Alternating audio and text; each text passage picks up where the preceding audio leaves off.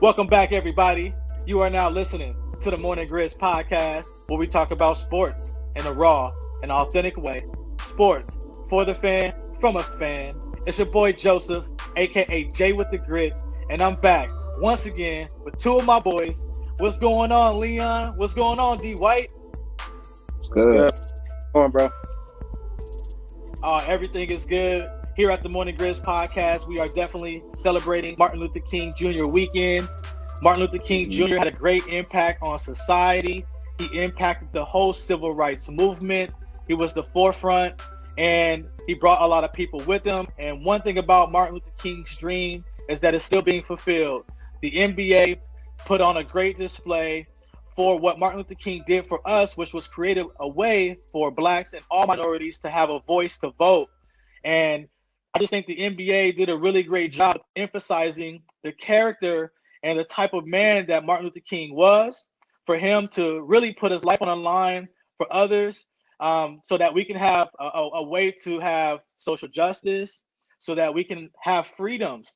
And I just really think the NBA did a really great job with this last year voting campaign. Leon, what are your thoughts about Martin Luther King and how the NBA represented? Great question. I love the way the NBA just chimes in on topics like that, because it's very important. Martin Luther King was very monumental. The things that he was able to accomplish at the early age that he did, I think, was remarkable. And the fact that the NBA is allowing players to chime in and to be a part of something great, and we see it now. You know, it was a great outcome at the voting, that a lot of even Black, people were awakened and they went out and voted. And so I thought it was a great. I'm all for the NBA, because they always seem to jump in there with their players and allow them freedom. So I love it. Absolutely. Yeah, and I think, and D.White, what do you think about how the NFL actually, shows some solidarity and coming together for this whole movement as well? I definitely think that they were a little late to the party. They were with the whole Colin Kaepernick thing and seeing people get blackballed. But I'm glad they're finally on board, because it is, like how Dr. King said, he had a dream that white kids and Black kids will all play together. And now you see everybody standing at center field, locking arms for this social justice matter. So even though they were late, I'm glad that the NFL did jump on board, and that, they're getting with the program. So it's just good to see it across all sports, everybody locking in, all races coming in together to fight for social justice. And like you said, it is definitely pushing his dream forward. Yeah, definitely. So we always want to make sure that, we be the best that we can, to do that best that we can, not just with ourselves and our families, but to make sure that, we kind of give back to society and try to impact the lives of others. And that's really what the Morning Grits is about. And that's really what Morning Grits embodies. Leon, there's a lot going on in sports right now. The NFL had a really great weekend. The NFL weekend for the playoffs kicked off, wild card weekend. We're definitely going to touch some more of that with D.White a little later on in the show. But Leon, this COVID situation has been detrimental to one of Karl Anthony Towns. So I definitely wanted to take a little time to kind of show some love to Cat, Karl Anthony Towns, a member of the Minnesota Timberwolves. He's their center, classy guy, real stand-up type of dude from everything that I've been able to see. His mother passed away from COVID in April. He said that 6 other family members have also passed away from COVID since that time. And now Karl Anthony Towns has COVID. It's really a saddening story, and I really hope and pray that he can heal and that his family will be able to find some comfort at one point in time. My prayers out to him, because obviously he's having a rough patch.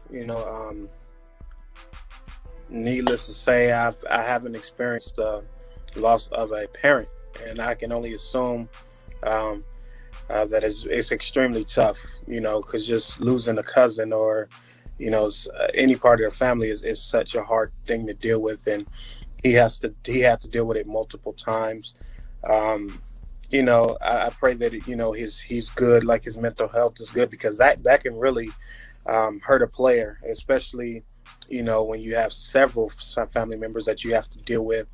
And I pray that he does get help, as far as just helping to, because that's like trauma. So I know it's hard for him. I know it's difficult for him, and the fact that he has it, I'm pretty sure he's going to be okay, because he's an extreme high octane athlete.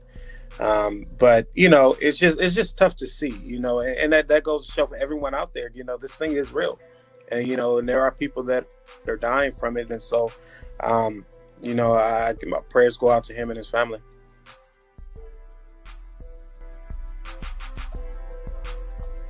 What else is going on in sports, Leon? What's that? Alabama, they won another college football championship. Hey, these guys seem to win like every single year. Leon, I don't know if anybody's gonna knock these guys off the pinnacle, but they're definitely doing their thing. Yeah. Also, LeBron signing with Pepsi. Leon, no more Sprite for LeBron. No, LeBron's not drinking Sprite. LeBron's supposed to be drinking Mountain Dew. Ever since LeBron came to LA, he's got movies. LeBron's got this. LeBron's got that going on. What's up with this guy? Man, I mean, he is he's the ultimate businessman, and him being part of Sprite, that's all gimmick. They pay him to drink Sprite, and in return, everybody drinks Sprite. Even I drunk Sprite. My favorite was Tropical. Sprite. I only saw it because he drank. So, man, he's just an ultimate businessman. He makes the right moves. He's at the pinnacle of his career. And I think that, anything LeBron does or anything he touches, it makes millions of dollars. So shouts out to LeBron, man. He keep getting the bag. I mean, what can I say? He brings championships. He come with championships, and he get endorsements. He getting movies. So, man, shouts out to him. That's why they call him the king. The king, man. And we definitely want to be able to touch on this. I mean, LaMelo Ball, y'all, and everybody knows here that listens to the Morning Grizz podcast know that I am a LaMelo Ball fan. Leon, I love the whole Ball family. I know you've had some interactions with the Ball family back in your day, and just to really see Lonzo being in the league, being the forefront of the whole Ball family, and now the younger brother, LaMelo Ball, who was a number 3 pick by the Charlotte Hornets, became the youngest player in NBA history at the age of 19 to get a triple-double, Leon. This guy had a triple-double at the age of 19. Yeah. Man, I think that I'm a fan. I'm a fan of all the Balls except LiAngelo. I think he's the least talented group. But he's on his grind. He's getting his bag, so I can't knock him. But I've always been a fan of the Ball family, especially LaMelo. I think his upside is extremely high. The fact that he was the youngest player in NBA history in only 10 days to get a triple-double is remarkable. I think his court vision is great. I think his shot is better. And he's only going to continue to get better. This is his first year. And I mean, it's scary how good this kid is going to be. I think that he fell third, and that was crazy. He fell that low because he's going to be extremely talented, and he's a pass first. He's not selfish, and so to me, I think he's going to be the greatest out of the Ball family. Man, all shouts out to him to actually see him in the NBA, see his journey from high school, and then didn't do college, went over to, play professional overseas and, dominated over there. And now to see him in the NBA on the ultimate stage and doing what he's doing is remarkable. Yeah, it definitely is. I mean, every single game that he plays, Leon, he seems to be getting better and better and better and better. He's getting more minutes on the court. He doesn't currently start, but he could potentially, I don't know who else could be. Maybe Cole Anthony. Cole Anthony is having a really good season so far with the Orlando Magic. But when you look at LaMelo Ball is a player that I always feel his upside is going to be at a gradual, like a continual increase. I felt Absolutely. that LaMelo Ball was going to be the best player coming out of this draft. And right now, it actually shows it. Not just because he's getting a triple-double, Leon, but he's had about 2 or 3 double-doubles already. He knows how to rebound the ball. He can, and then now he's 6'7", 6'6", they list him as, even though he's a little bit shorter than Lonzo inside of some of those pictures when Right, they right. played against each other. But he can Yeah, get the rebound, be able to push the ball up the court, and be able to create in a fast break opportunity. He's really good in the half court set. It seems like the game is kind of slowing down for him, Leon. yeah, and like I said, it's amazing to see him. He is must-see TV. The kid can put people. He's gonna put people in the stands. He's definitely a fan favorite. I love him. He's so humble. He doesn't talk to the referee. He gets up, and I've watched him since high school. He's been the same way. His defense can be a little better, but he's learning. The NBA game is a lot faster than anything he's been used to. So he's going to learn. And I want to challenge him, to be effective on both sides of the ball on defense as well. That's only going to make you better. That's what made Jordan great, made Kobe great. That's what made all these players that were great. They were playing the ball. So if he learned how to hone in on that, which it seemed like he's willing to learn, man, LaMelo, man, he's gonna be in MVP talks in about 3 years, bro. Yeah, and one player who could potentially be MVP another time in this league, I think it might be the 7th time this year, is LeBron James. LeBron James and the Lakers are currently 11-3. They hold the best record in the league. Not only does he have Anthony Davis, but LeBron James and Anthony Davis are both playing the lowest minutes in their career, Leon, and they are still putting up remarkable numbers. The Lakers have the best record in the league. It looks like they're going to repeat again for the NBA championship. Yeah, man. Shots out to management. Rob Pelinka did a phenomenal job in the small, short offseason to get better. They didn't. Lakers went into free agency like they were desperately looking to improve the team, and they've gotten better. And now you see the effects of that, because now your stars are resting. Your stars they're playing the least amount of minutes because they're blowing all the teams out. Like when you bring in the second bench and Montrezl Harrell, and you bring in all these different players that are great, you see that they don't need to come in. Most of the fourth quarter, they're sitting. And so I think that they did a phenomenal job. They are the team to beat. I think that the Lakers are not even 50% yet. And that's scary for the rest of the league. I don't think that they got their legs under him yet. AD is moving a little slower, even though I think he'll be Defensive Player of the Year. I think LeBron will be in MVP conversation if he don't win it this year. They're crazy. It's rigged. They don't want to give my boy his props, but that's all right. He's playing the least amount. He's going to lead the league in assists. He'll be up there again. AD is going to be Defensive Player of the Year. And LeBron is the type of player where he gets his players to buy in to the system. And that's what makes LeBron great. Besides all the numbers, he's a walking triple-double. But what makes him great is that he gets his players to buy in. And you can see all the Lakers, they bought into the system. They're finding their roles. They're getting comfortable. And like I said, by mid-February, man, Lakers are going to be scary. They're going to be scary, man. So definitely a repeat, man. Yeah, the Lakers are going to be scary. And one of the teams that appear to look scary right now is the Brooklyn Nets. And here is where I would like to introduce a new segment of the Morning Grits podcast. This segment is called Center Court.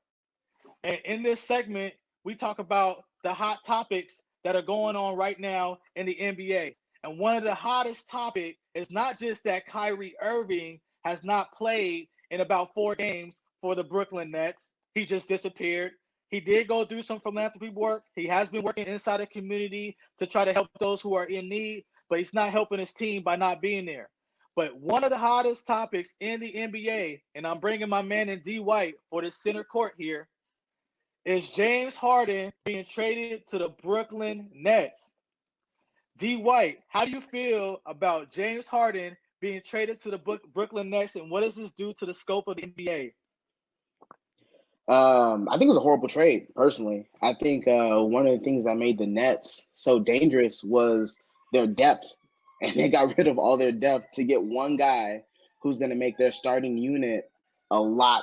Like, it's not going to be as cohesive. We were already wondering if Kyrie was going to be able to give the ball to KD. Now you got Harden coming up. You're like, is he going to give the ball to Kyrie? Is Kyrie going to give the ball to him? Is KD ever going to touch the ball? So we're wondering, what's going to happen here. And I was looking at the shots. James Harden averages like just around 25 shots a game. He's gonna have to knock that down to like 15, really, because like we know KD can shoot less. He took his shooting from being higher to lower and lower.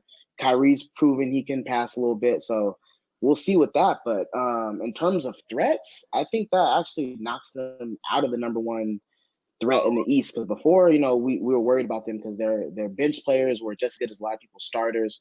They can keep them in the game, but now the bench isn't looking as good. The offense not going to be so cohesive. So I think they fall down. They're still going to make the playoffs, of course, because they got too much talent not to make it. But favorites, I don't think so. I think we're probably looking back at the Sixers or the Heat again to be the number one seed over there in the East. Yeah, Leon. I mean, is it really the Sixers? Is it really the Heat? Is it the Bucks? There's a lot of teams like the Celtics. Now the Nets have really got a three-headed monster. I don't like the trade, Leon. What are your thoughts about the trade, and who do you think could come out the East now? Shoot, I'll start out by saying it's a win or bust. It's a championship or bust for them. They completely sold out.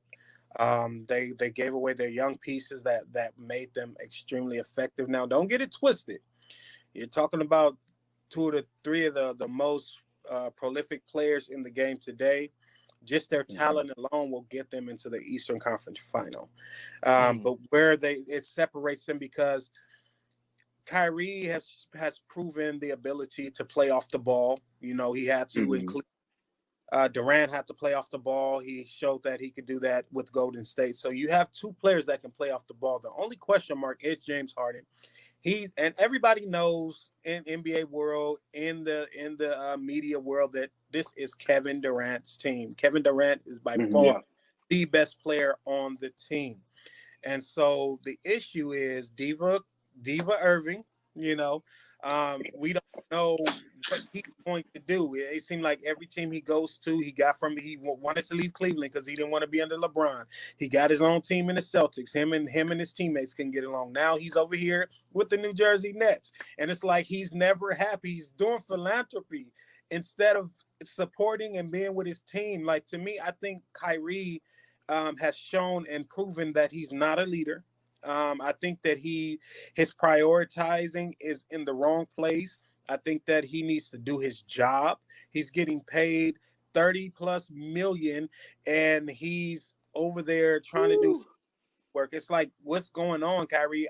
I mean, I love him. I think he has the best handle in the NBA. Period. There's nobody who can handle the ball like Kyrie. But I think that he is going to be the piece if they make it that far, because he can really disrupt this team. Obviously, James Harden is going to have to, like D.White said, I echo that. James Harden is going to have to bring those shot attempts down. He's going to have to be more of a playmaker, and he's going to have to defer to Kevin Durant, But I think they have enough talent to make it to the Eastern Conference Final and to the championship. But I think they lack depth because they gave away all their young pieces. So they need to get better. I mean, DeAndre Jordan is aging. He's not the same DeAndre Jordan he was with the Clippers. You give away LeVert, you give away Allen. So now you have no defensive presence. Like, where are you going to find defense? Irving, Durant is pretty solid defensively. We all know Harden is about 15 pounds overweight. He looks very chunky. So there's a lot of issues that's happening that needs to be worked out with the Nets. But I still think that talent-wise, they will. I wouldn't mind facing them in the finals. Lakers, Nets, KD versus LeBron. Let's go. It is good for the NBA. KD versus LeBron. Let's get it. I agree as far as talent wise. Talent they definitely do it, but just have to see how they gel together because Right. I think, like you said, a team like the Celtics, where their chemistry is up there and they pass the ball and it flows. I think something like that is gonna definitely mess with them. If they don't get that chemistry, I think that's what keeps them from getting to the Eastern Conference Finals or even the finals as a whole. So, but we'll Absolutely. definitely see. We still got a lot of basketball to play. We're only 13 games in, 14 games in, so we'll Yeah. definitely see if they can gel and make it happen. Absolutely. One thing is proven is that James Harden is actually a selfish player. When James Harden was in OKC, when he was with Kevin Durant, and when he was also with Russell Westbrook, he wanted to get out of there because he wanted to be the man. James Harden was the man in Houston, and he became a really viable emphasis in the offense where he held the ball for almost 20 Mm, seconds with the shot clock running down, would take sometimes last second step back threes. He would hit them. He's very efficient from the field. Especially being in D'Antoni's offense, he became the number one scorer in the NBA. But when you paired him up with a guy like Russell Westbrook, who is the MVP in the league, who is Mr. Triple Double, James Harden and him could not get it together. James Harden couldn't get it together when he was with Chris Paul. It almost seems like James Harden has an issue with being the second guy. And now on this team, I don't think James Harden is better than Kyrie Irving. I know for sure he is not better than Kevin Durant. Kyrie Irving and also Kevin Durant both have championship pedigree, and both of you guys hit the nail right on the head. They already know how to play with another star. This is not an all-star game. This is not the USA basketball team where I can go run out there for a couple of games and be able to make it work because I have to. No, this is the NBA. And every day and every night is going to be a grind because it's going to be multiple teams with heavy hitters mm, on their squads. And the East has gotten better where you have Giannis, who's now paired up with Drew Holiday. You have Dwight Howard. You have Joel Embiid, who's playing out of his mind this year. I don't know what's going on with Joel Embiid, but something clicked for him. So now he could be potentially an MVP candidate. You have a really good team down there in Philly. Then you have the Miami Heat with Jimmy Butler, who was really balling this year. The team has already bought into Jimmy Butler, and the Miami mm-hmm. Heat are still scary. And you have the Boston Celtics with Jason Tatum and Jalen Brown. The East is deep. It's not going to be easy, but having James Harden in that lineup for the Nets makes it a little bit easier. However, the defense is lacking now. DeAndre Mm. Jordan now becomes your starting center. You got rid of Jared Allen. You had who's a shot blocker. He's a great rebounder. He's very athletic. You have Torian Prince, who's a 3-and-D guy who can shoot the three very well. He gets out in transition and he's long. Leon, I know you like those long perimeter players, especially when it comes to defense and locking up players like LeBron. Gentlemen, Hmm. when it comes down to it, all in all, if the Nets play the Lakers in the finals, how you think that matchup would be given the landscape of the rosters now, especially with giving up Karis LeVert? I don't think that the Nets could actually get to the finals. I think that the Mm. Nets will lose to the Celtics. I think the Celtics are the team to beat in the East. I don't believe in Giannis, but the Nets are really going to have an uphill battle. How do you guys feel moving forward if the Nets go to the finals and play against the Lakers and how that outcome will be? Well, one thing is Prince is D.White. gone. Actually, they traded Prince. They traded Prince away, so he's not going to be there. They're not going to be able to Yeah. lean on him. So that means they have to have KD try to guard LeBron, and then you want him to turn around and put up 30 a game. Uh, that's not going to happen. And then, like you said, the interior defense, because when they had Allen, and then they had Jordan, they could take turns going with AD. But now whoever comes in as backup is going to have a problem. And then we got Marcus All down there, who's going to be down there disrupting, he's going to be bruising people up. It's going to be a long day for the Nets if they do make. Honestly, it's going to be a long day for whoever comes to play LA. I got Lakers taking it in 4. I don't care who's there, maybe 5 if somebody gets hot. But the Nets, yeah, man. Like I said, I don't even see them really getting to the conference finals. I definitely don't see it making it out because it's gonna be a long day. Because besides the front court, that back court is it's gonna be a long day for them. Like I said, I'm on the other side with that. I just think that talent wise, they're too talented. Mm-hmm. There's not enough people to guard them three guys. I don't care what you say. And just their talent alone, you're talking about Kyrie Irving, you're talking about James Harden and Kevin Durant are on the same team. They're going to be a problem for every team in the East. I don't care what you say. They can average 90 points in between all three of them. I mean, it's Mm-hmm. how good they are. Now, when you get into the deeper, like the bench and things like that, that's where it becomes a problem.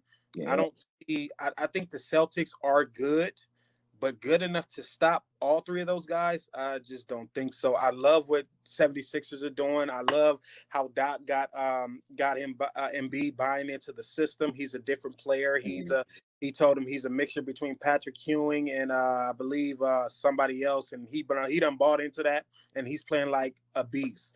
Giannis is still, he hasn't defined his game. I don't think that he has a jumper yet. He's very predictable.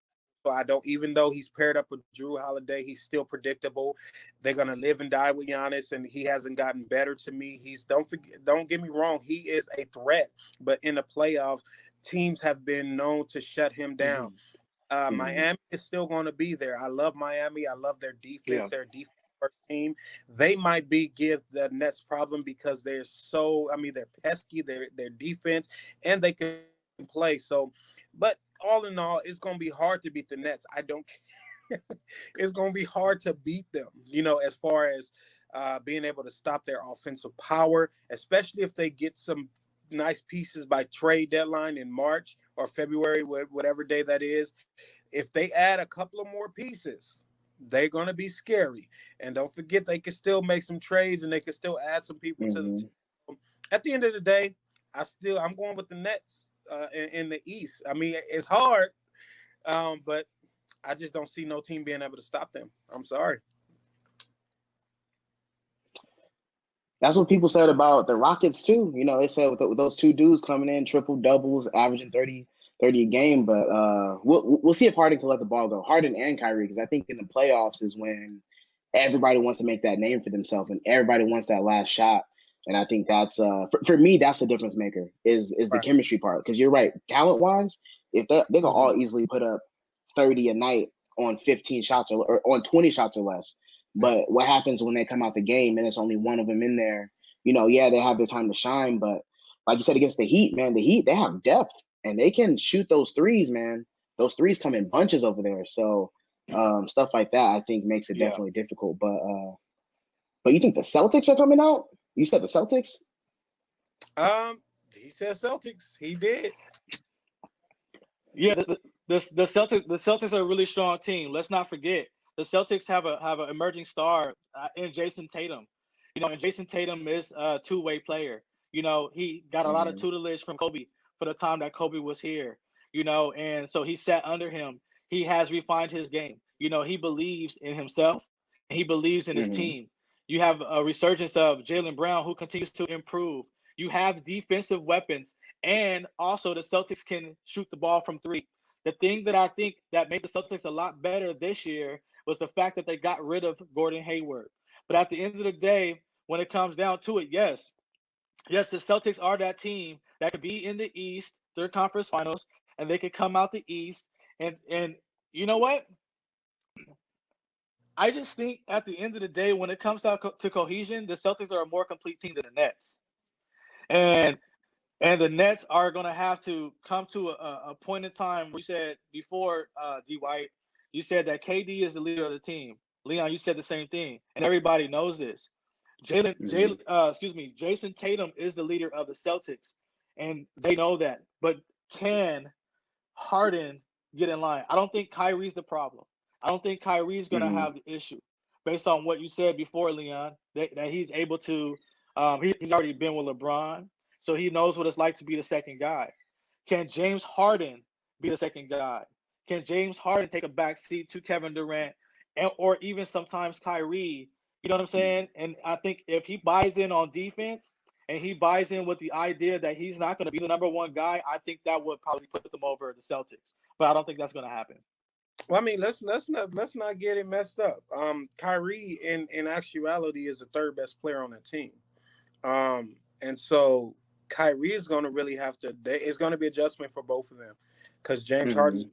take a back seat, and then Kyrie's going to have to take a back seat to James Harden, because you're talking about two of the best offensive minds in the game that we've ever seen in Kevin Durant and James Harden. So I don't think, because James Harden always averaged 7 to 8, 9 assists. So he's an unselfish superstar now. He shoots a lot. But that's just the system that D'Antoni created for him.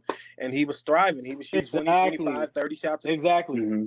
And so D'Antoni is over there. And so you don't think he have influence? You know, Steve Nash is a very fresh coach. And so it's heavily influenced by Right. D'Antoni. So we'll see. I mean, like you said, like D.White said, Right. the chemistry, the main thing with the Nets is the chemistry. And Mm-hmm. right now, Celtics, they've been playing together for years. Sixers been playing together for years. Miami now I think, is the actual team to beat as of right now, because, you know, they're just a great team. Nobody's talking about Miami Heat. Do not forget about Miami. You know, so Right. Mm-hmm. it's all based on chemistry. So it's just adjustment of those players, and if they can do that, they'll be okay. Yeah, sometimes it takes a little bit longer for the adjustments to happen. You know, the Lakers were able to do it uh, a lot easier this year because they have some pieces that uh, are still a part of the team that won that championship. They still have that nucleus. They still have that group. You know, Talon Mm-hmm. Horton Tucker. You know, he's evolved. You know, he's emerging to be a player. Now you have two guys like Montrezl Harrell, who came in. He's already bought in. Mm-hmm. He's already had a couple of impact games already. Then you have a player like Wesley Matthews, who had a major impact game where he shot the ball well from three. And he also have Marc Gasol, who's been really good in the Lakers' offensive flow. I think he's been a little Mm-hmm. bit of a liability on defense just because he can't really handle the foot speed because he's a little bit older, right? Mhm. But the Lakers seem like they have a lot quicker of a you know they're gelling a lot quicker. You know, Mm-hmm. for the Nets to really be successful, they have to gel really quickly with this ball dominant player that's coming into their team. Yeah, I definitely agree. Like, look at Miami first year.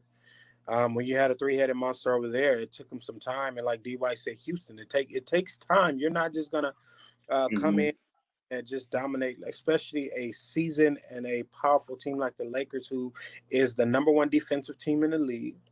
They're number 3 in 3-point shots made. I mean, they've gotten better, and they're getting better. Is scary. And so to beat the Lakers, you really gonna have to play close to a perfect game. So, and then we have so many weapons. You know, LeBron is still playing like he's in his Mm-hmm. 20s. Then you still have AD, who's unstoppable. I don't care. It's nothing. Mm-hmm. Nobody owning that's gonna do nothing with KD. And so Mm-hmm. then you have Marc Gasol, who's challenged defensively. His something wrong with his knees, or Mm-hmm. his like his feet are stuck to the ground. But he's a little older. But Yeah. He's one of the smartest passing big men that we've seen. And so Mm-hmm. it's just right now Lakers, and it's scary because they had 11 days maybe to have a training camp, and now Mm-hmm. it's turning on the fly.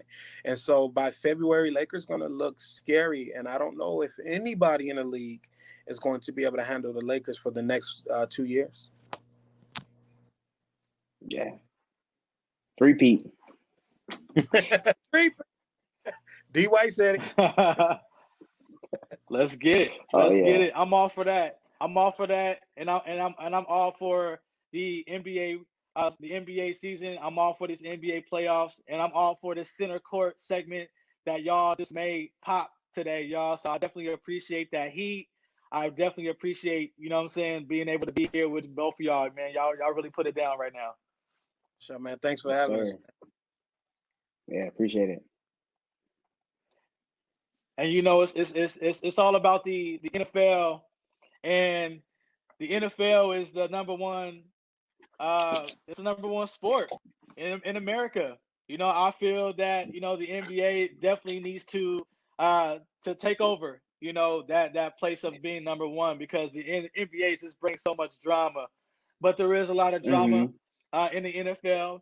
There's some drama that's happening this weekend. We have Mm-hmm. 4 key games for the NFL playoff divisional around, and you have Drew Brees, you have Aaron Yep. Rodgers, you have Tom Brady, you have Mm-hmm. Patrick Mahomes, you have Lamar Yep. Jackson. All these Ooh, guys that, are MVPs of the league. And you have an upcoming quarterback in Jared Allen. Golf, who I don't think is amazing. I don't think he's any good, but he played very, very well last week, coming off an you're injury right. with a broken thumb where he has 3 pins in his thumb. He gripped the ball pretty well considering the conditions that he was in, right? Only Mm-hmm. being out for maybe about a week and a half since that injury to come back and step in there and play. Your Rams, who you predicted to get to the Super Bowl, D.White, are going Yes, to be sir. playing against Green Bay and Aaron Rodgers. You got the number one Mm-hmm. offense in Green Yep. Bay versus the number one defense, the Rams. What's going down, So, D.White? all right. So, as I told you guys last week, I wore my Gurley jersey because we needed a big game for my running backs. And Cam Akers, he showed up. He did that. 150 yards on the ground. I'll take that all day. Today, I'm wearing my Cup jersey because our receivers are needed. They're going to need to come up big today, especially with Jared Goff. Like you said, he's starting again. Thumb's still not 100%, and as you said, he's not very good. Even as a Rams fan, I'll be the first to admit I don't think he's the long term guy, but he's who we have. So I'm gonna rally behind him today. So our receivers need to come in clutch. Um, and I just heard right now that Cup might not play. So Woods, Everett, Higbee, they're all going to need to step up big today. But we all know the big matchup. We got Jalen Ramsey and Devontae Adams. So I'm giving you my Yes. predictions on Devontae Adams and the offense, and then you let me know what you have here. So I'm taking Devontae Adams. I'm gonna give him 4, maybe 5 catches. Because he gets so much volume. 60, 65 yards, no TDs. That's it. That's Wow. all I'm giving him. Jalen Ramsey is shutting him down. Yeah, I And mean, then the Jalen other Ramsey did a great receivers, job last week against DK Metcalf. Jalen Ramsey yeah. really shut DK Metcalf down. I think maybe Metcalf only had 2 catches, maybe 3 catches last week. I think he had 4 catches on Ramsey for like 40 yards, which is good because most of his routes are all downfield. He doesn't run short routes. So for him to have 4 catches and only average 11 per reception, that's way under his game average and yards per reception average. So Ramsey is definitely he's definitely applying the pressure. And I think it's going to be the other receivers on the Packers who are going to have to step up, Scantley and then Lazard. But honestly, I'm not worried about either one because Darius Williams is there. He's going to be able to lock them up. Our safeties are good. We got Troy Hill in the slot, so we'll be able to keep up with them. It's going to be the running game. I think the Packers going to need to have a really good running game today. And if Aaron Donald plays anything like he did, and our defensive front plays like they did last week, man, Aaron Rodgers is going to be in the dirt. Yeah. And we all know historically he does not do good when he gets hit. So if we hit him in that first quarter, his feet gonna start dancing. He's gonna be off target. He's gonna be faking injuries. Aaron Rodgers is the king of faking injury. Yeah. He gets hit, he be holding his shoulder. He's like, until he throws the finally good pass, and he be acting like he's fine, but he's gonna be limping. He's gonna be doing his little fake limp. He's gonna be looking at his arm. He's gonna be hurt today. Well, fake hurt. So taking the Rams, close game. Taking the Rams by 4. I think it's gonna come down to it. I think we'll be down by 3. Get that game winning drive. It's gonna be Robert Woods catching the ball in the corner of the end zone, put us up by 4. And then Aaron Donald seals the game with a sack. 2 sacks today for Aaron Donald. 2 sacks. By 4 points was the same prediction that you had for last week's game. And Hey it man, was hey. definitely more than 4 points. So when you say 4 points, that means about 20. And so I think that was key last week was the front line. Like you said, Aaron Yeah. Donald was very, very disruptive. At times he was Mm-hmm. getting double teamed. And but you have rockers, you have a really great defensive front, that sit in that Yeah. box, and they can really get after the quarterback, especially a quarterback who was mobile like Russell Wilson. He couldn't really Mm-hmm. scramble. They contained him. They made him stay within the pocket and made him a pocket passer. And we know that when Aaron Rodgers is on the move, and when Aaron Rodgers is very, very creative, and he has a play action pass going. And you have the guy like Aaron Jones, who was an MVP candidate this year because of the way that they can run the ball. And a lot of that is because of the deep threat that they have with Devontae Mm-hmm. Adams. The Packers are no joke. The Packers it's not like they Yeah. haven't played a top defense all year. They played against the New Orleans Saints. They played against the Rams earlier this year. The Packers know how to get it done. They're the number one seed that comes over from the NFL from the NFL East and NFC East, excuse me. Just a little tongue twisted there, but that's all right. I get hyped up when I talk about Aaron Rodgers. Just like Stephen A. Smith Yeah. says, he's a bad man. And Aaron Rodgers, let's Mm-hmm. not forget, he's already got the Super Bowl. Some consider him to be the best quarterback in NFL history. So there's no telling what's going to happen today. He has an offense that he's very, very happy with. He's put up great numbers like he always does. But this year has been a Mm-hmm. resurgence for Aaron Rodgers, and the team is clicking. They have the number one offense. How do you think they can really contain Aaron Rodgers by keeping him in the pocket and really preventing the downfield plays to Devontae Adams? Because most teams don't have a lockdown corner. So most teams are so worried about double teaming Devontae Adams. And then that's when you get dudes like Scantling and Lazard who catch those big plays. And then even their tight end, they're always good with the tight end too. But honestly, I really hope that Aaron Rodgers doesn't run outside the pocket because like he's like a Patrick Mahomes, man. This dude can be running to his left, running to his right, and Right. just fling the ball, and magically there's a dude right there. So but I definitely think it's going to be the pressure off the edges because we definitely have, like you said, we have Michael Brockers, we have Aaron Donald, we have Morgan Fox, and then we have Leonard, who we brought in specifically to rush the passer. So him coming off the edge is definitely going to limit how much Aaron Rodgers can get outside of the pocket. And he's not going to be able to extend plays like he normally does because our front four, that pressure alone is going to keep him from having the ball for 5 seconds. He's going to have to get that ball out in under 3 seconds. And I think that's when Aaron Rodgers is really the most dangerous, is when he can hold it and really pick apart the defense and he can let those long routes develop. But Ramsey, he's proven he can follow you downfield. So it's going to be a couple of those plays where Rodgers throws the ball up. It's going to be a couple 50-50 balls. And I'm going to give a few to Ramsey and I'm going to give a few to Devontae Adams because he's that dude. It's no glossing over that. But like you said, I'm really just worried about the run game today because the pressure is going to be on the secondary. So I need our linebackers to step up, come up, fill those holes, and stop the run game today. Yeah, the linebackers of the Buffalo Bills are definitely going to need to step up this game too. The Buffalo Bills defense was kind of shaky last week, especially against the pass. Very. I didn't foresee that game being as close as it was. The Bills only won by 3 points. And now you're facing someone who took over the game last week in Lamar Jackson. Lamar Jackson took over the game. He ran all over the field, and now he has an opportunity to really cement himself as being a real, true MVP of the league by beating the Bills this week. Lamar Jackson is not that great of a passer, but he is really good. And so he is a dual threat. He can get the ball downfield. He's a lot more accurate this year than he has been in previous years. Lamar Jackson's legs are still shown and proven that he can still get it done, and especially when it comes down to last-minute drives. I think this year, Lamar Jackson excelled at third down completions. I think he excelled at when it came down to putting his team in position to win a late game, a close game. Lamar Jackson was really crucial in those situations.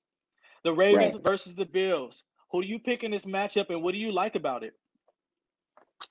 I'm taking the Ravens. Last week I had the Titans winning, and I had the Titans beating the Bills too. So I'm gonna go ahead and go with the Ravens to beat the Bills. Same thing. It's gonna be that run defense is gonna be real sketchy. And we saw last week, like you said, nobody thought the Colts were gonna be able to drive on the Bills defense like that, and they made the Bills defense look real sorry. So you come against a team right here with a dual threat quarterback, a dude who can pass. I heard you say he wasn't a good passer. Lamar Jackson's a good passer, man. He has the power. He has the accuracy. He's not top 5, but he's a good passer. So he's a good quarterback. He's good with his legs. And the matchup I like is definitely him because the team told him, do what you do. This whole year he tried to run less. He tried to pass the ball more. And then these last couple of weeks, they were like, look, man, forget all that. I know what we said. We said pass the ball more, do this. They're saying do what got us an MVP player last year, and he's showing, like you said, he could do it. So I think with him running, I think that's going to help the running backs out a lot. That's going to keep the linebackers. It's going to keep them from being able to fill the gaps because they're so worried about Lamar Jackson. Now you have their running backs who are going to be able to do what they do, and then the receivers are pretty good too. You got Hollywood Brown, Des Bryant's looking pretty good. So I think all these guys it's going to be sneaky. I think all eyes going to be on Lamar, and like you said, like with him focusing on passing, I think he'll fake the run and he'll be able to dink the ball off to somebody and they'll be able to take it. So I'm definitely taking the Ravens in this one. I'm giving them a 7+ point victory today against the Bills. Okay. And this defense is a lot better. Nah, not 4. Nah, I say 4 with the Rams because we usually don't blow people out. So we play tight games. But the Ravens, I'm taking the Ravens to do it because that secondary too, the Ravens secondary, I think is going to be able to contain the Bills receivers a lot more. Because the Colts have good defense, but I really like the secondary. They have 2 top-tier cornerbacks in Humphrey and then in Peters, and then their safeties are solid, and they usually do get pretty good pressure. So I think I think Stephon Diggs probably gets like 5 catches today. 5 catches, but I give him like maybe 80 yards, possibly a touchdown. But I think that's about it. I think the other receivers it's gonna be a good battle. It's gonna be a good battle. I'm taking the Ravens by 7+. Yeah, so Stephon Diggs is a secret weapon. He doesn't just stretch the field. They use him underneath a lot too. So he's really versatile when it comes to his route running, and he could do a lot inside the offense. And then you have Cole Beasley, for the Bills. I got to put the Bills going to the Super Bowl and actually winning the whole thing. But when it comes to players doing what they do, just as you mentioned, a player like Tom Brady, he's always going to do what he do. A player like Drew Brees is always going to do what he do. You have Michael Thomas. You have Michael Evans with the Bucks, and you have the receiving core with the Bucks that showed up last week. You have Leonard Fournette, who's going to start today, and he showed up with a big game last week, rushing the ball and also coming out of the backfield with catches. Tampa Bay versus the New Orleans Saints. What's going down in that matchup for you, D.White? All right, I'm taking the upset here because I know a lot of people rolling with the Saints. Saints dogged the Buccaneers twice this season.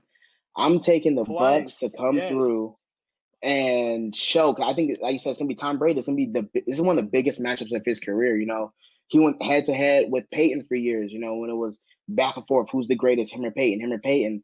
And now Breeze is slowly but surely he's creeping himself up there. He's been a top quarterback. Now he's getting into that. Like, is he top 3? Is he one of these guys? And I don't think Tom Brady can go 0-3 to the same team in a season. So I think he has a lot to put on his shoulders, and I think he's going to put all the balls on the money. And you didn't even mention Antonio Brown. I mean, you mentioned the receiving core, but Antonio Brown, man, he's been coming alive these past couple weeks for the Bucks. Big game last week. That chemistry. And then I think, like I said, Gronk's been quiet, but I think it's by design. I think it's like, let's get him in the mix a little bit, but let's not overuse him. I think this week, he's gonna get more than 5 targets. He's gonna get more than 5 looks, and we're gonna see what that receiving core is. And then Godwin. So like, if you get caught up on just the big guys, you got Godwin coming across the middle who can also go deep. And then, like you said, man, that running game, man, Fournette, that dude's a monster, and he's running with a chip on his shoulder too, because this year he definitely played. He didn't play up to standards. He didn't live up to what he was doing with the Jags. Right. So I think he has a lot to prove. But I think it's gonna be a chippy game because the Saints, like you said, they're gonna do what they do, man. You got ballers over there. I'm taking this one. Come down to it, man. I think this one's gonna be a 3-point game. This one's gonna come down to that last minute drive. Whoever has the ball last, I'm taking to win the game. But that Saints, man, Saints a good team, but I'm gonna just roll with the Bucks, man. You can't go 0-3 to the same team in the season. Can't do it. I mean, the Tom Brady's always had a problem with a team in his division. The Miami Dolphins were that team that he had a problem with when he was over with the Patriots. He just really could only beat the Dolphins every now and then, but the Dolphins really had the Patriots number when Tom Brady's there. The Saints have his number. The Saints have a defense also to be able to stop that offense, and I think that's what the difference is the Saints defense being able to contend and be able to contain a player like Antonio Brown, right? I know Antonio was Antonio. I think he was there for like maybe his first or second or third week when they played in November, right? He was there for the second matchup, but I think he had just got Okay. there. He had just got there, so he was Right. still fresh getting there. You know. Right. So Yeah. so Now, so so now you have another weapon that might be able to, you have to key in on Antonio Brown because he's a Mr. exactly. Do It All also. Mr. Big Chest is great going deep, but he can also get the ball on a slant. Hmm. He's really great at what he does, and that makes him a threat. But then you have, a deep threat like Michael Evans, who also goes up the middle to catch balls, and he's a big Hmm. target. But I just feel Tough like the receivers. Saints just have that defense. Yeah, they have that defense that should just could kind of shut it all down. Antonio Brown is probably going to be an X factor in this game, in my opinion. Okay. What do you think about the run game? You think the run game plays a big role for the Bucks? Because they if he runs like he did last week, it's going to be a problem. Yeah, but like you said, Leonard Fournette was kind of up and down this year. He was a hit Yeah. or miss. He didn't really, meet to expectations. But the Hmm. Bucks, to me, all this year have ran by committee. But they are starting Leonard Fournette. He did earn it. He does deserve it. And let's just see how it's going to Hmm. go down. It's definitely going to go down in Kansas City when you have the Cleveland Browns and Baker Mayfield facing the Kansas City Chiefs, who are pretty stacked when it comes to their offensive side of the ball, and you're facing Patrick Mahomes. Like you said, when Patrick Hmm. Mahomes gets outside the pocket, he can be very, very creative, and his arm is like a slinky. It comes from different Hmm. directions, and he could throw the ball anywhere, any way, anyhow, downfield, especially hitting players like Tyreek Hill. You know, um, Hmm. Odell Beckham, OBJ. I wish he was actually Yep. playing in this playoffs, but he's Fam. not. He does deserve to play because that man is a supreme talent. I love OBJ, man, but he sent the tweet out and says, "Don't be surprised if they win." I'm just throwing it out there now. Do the Cleveland Browns have a chance to beat Kansas City in Arrowhead Stadium in the playoffs? Anything can happen. It's the playoffs. They definitely deserve to be here. But no, I'm taking the Chiefs by 10. Simply just I think it's just too many weapons. I think they can score too fast. And I don't think the Browns can keep up with that clip. The Browns definitely a talented team. I definitely think they're gonna scrap, but I think by the time it comes down to that fourth quarter, I think you're gonna see that championship caliber come out of Patrick Mahomes and that offense because, like you said, if he's running away, Tariq Hill happens to always be there. I don't know how him and Tariq Hill are just they have like a mental connection where Tariq Hill he'll change his route and Mahomes he'll Yeah, see it and he knows and he hits him. And then not only that, man, but Travis Kelsey, yeah. that dude is Travis just Kelsey's the man. he does stuff that doesn't make sense. You're just like, yo, this dude is this big. How is he outrunning you? You have three Right. dudes on this guy. He's breaking tackles. So, and then like I said last week, man, Le'Veon Bell, Edwards-Helaire, you have to worry about those dudes coming out the backfield, man. They can both catch. They can both run. These dudes are gonna be monsters. So, I definitely want to see what the running back matchup looks like because I already know Mahomes gonna win the quarterback matchup, but I want to see what the running backs do. I want to see Le'Veon Bell and Hilaire against against Nick uh, Chubb uh and against Kareem Nick Hunt. Chubb and Kareem Hunt. There we go. Yeah, see, I had a little fog right there, but yeah, I'm gonna see what happens with them because I think that's gonna be an interesting battle is to see how each team controls the clock with the ground because if the Browns can eat up some clock with their run game, they'll hang in the game a little longer. But if they try to let Baker cook, I think Mahomes comes out and outcooks Baker easy. But if Nick Chubb and Kareem Hunt can eat up some of that clock and help keep them getting them first downs and take some pressure off of Baker, I think we have a good interest in three quarters. But either way, I think fourth quarter, 10 points, maybe. 10 point Chiefs by 10. Chiefs by 10. Chiefs by 10. Chiefs by 10. And, Yeah. and, and Patrick Mahomes is definitely a problem. Patrick Mahomes is Yeah. rated. I think he's going to go down as the best NFL quarterback of all times. And another Ooh. player who's definitely highly rated is Deshaun Watson. There's a lot of people, a lot of analysts right now that say Deshaun Watson is the top 5 quarterback in today's league. Deshaun Mm-hmm. Watson is having a tough time there in Houston. Andre Johnson came out and supported the idea of Deshaun Watson wanting out in Houston. Playing for the Texans has been a detriment to a lot of players. Mm-hmm. David Carr. the brother of Derek Carr, had a really bad time Yeah. in that inaugural season of the Houston Texans, where he got sacked almost on every play, it seems. D.White. Yeah. DeAndre He get hit. Hopkins was traded to the Arizona Cardinals this Hmm. year and really left Deshaun Watson with no weapons when they were a playoff bound team the year Hmm. before. When you have a player like Deshaun Watson and you have a defense that's spearheaded by J.J. Watt, who's one of the best defensive linemen of all time, and you're not giving him any Hmm. type of offensive weapons to succeed, do you blame Deshaun Watson for coming out and saying that he wants to be traded? How do you feel about this whole situation, and what do you think is the best fit for Deshaun Watson? Um, you're right, man. It's rough. You know, they traded Deshaun Watkins away. Deshaun Hopkins, not Deshaun Hopkins. They traded Hopkins away for a bag of chips to a team that they could have definitely got some talent back from Mm-hmm. when they traded him to the Cardinals, because they had receivers over there. They just gave him away. So I would feel very disrespected. You know, I know he was hurt when that happened. He was mad because that was his only weapon. You know, and they got him Right. David Johnson back, who still, you know, he didn't play that great this year. So he you know, he got nothing in return to lose his best piece. They put no other pieces around him. So I would be upset. And then this year too, the offensive line was very pedestrian. There was a lot of games where he was under pressure as soon as he took the snap. So I'm with it. I'm with him demanding a trade. I'm with him saying that he you know, he deserves better because he does. And this is kind of him taking a message from the NBA, because NBA players choose their own destiny all the time. They get mad and they say, I don't want to be on this team. It's not a good fit. Yeah, Jimmy look at Butler, Harden. you know, we've seen Jimmy Butler go from team to team, and he plays and goes, hey, Right. these guys are bums. They don't want to win. Get me on the team who wants to win. Right. And he found a good fit. James Harden's playing and he said, yo, we're never gonna beat the Lakers. Put me on another team. And then he gets traded the next day. So I Right. like this move from Deshaun Watkins to stand up and say, you know what, man, I'm a top quarterback. He's top 10, not top 5, Yeah. because you still got Brady, you got Drew Brees, we got Mahomes. So Mm-hmm. he's up there. But he's definitely a great talent. I think I would love to see him come to the Rams personally. But I think Yeah. a team like the Dolphins could definitely use him.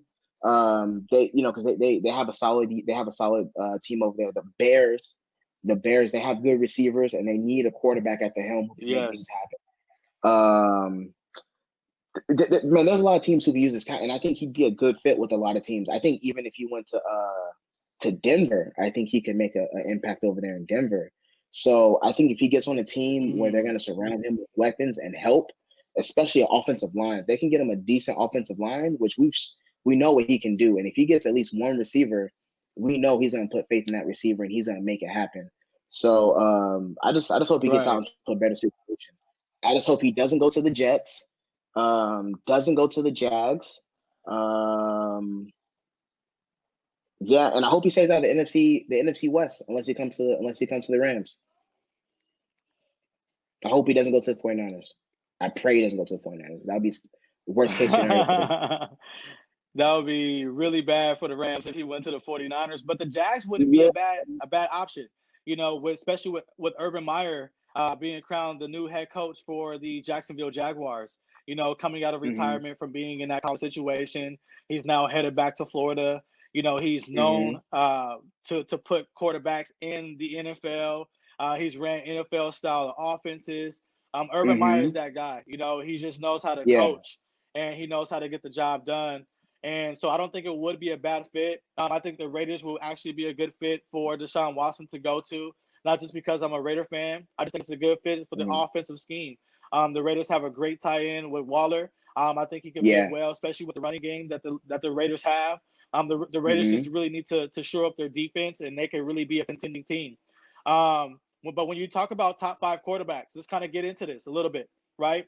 Mm-hmm. When you talk about the top 5 quarterbacks, you have a player like Russell Wilson. You have a Mm-hmm. player Yeah. like Patrick Mahomes. You Mm-hmm. have um, Tom Brady. You have Drew Yep. Brees, and you also Uh-huh. have Aaron Rodgers. Those might be Mm-hmm. your top 5, right? But then you could kind of Mm-hmm. sprinkle in Deshaun Watson right after that, maybe Lamar Jackson to follow up. So he is kind of flirting Yeah, with that top five. You can maybe yeah. interchange him out, maybe with Drew Brees, and say that Deshaun Watson is a little bit better. I don't know about better, but I'll take him as a top 5 young quarterback. Easy money. Okay. He's I think he's probably like the 4th best young, because of Herbie, man. Herbert had a hell of a year.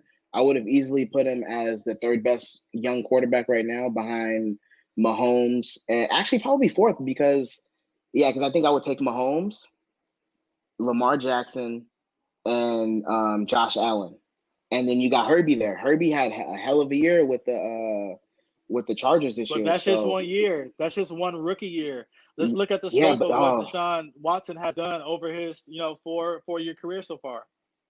yeah, but and you're right, and because you can say that you can make the same arguments, because imagine what Herbie could do if he has a better offensive minded quarterback.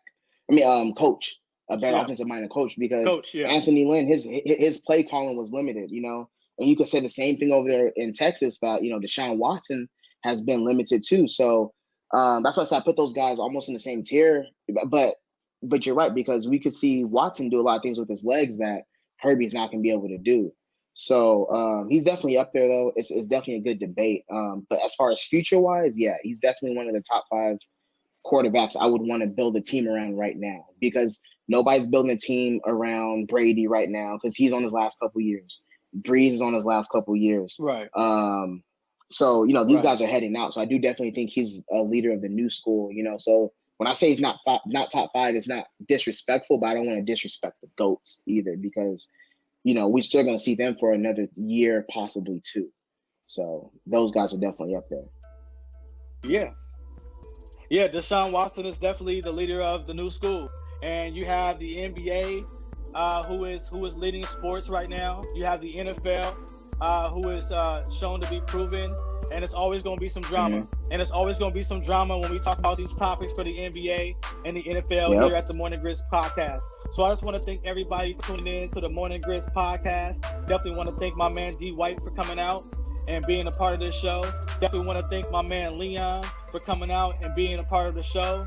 And you can follow the Morning Grits podcast on Instagram. You can follow us on Twitter.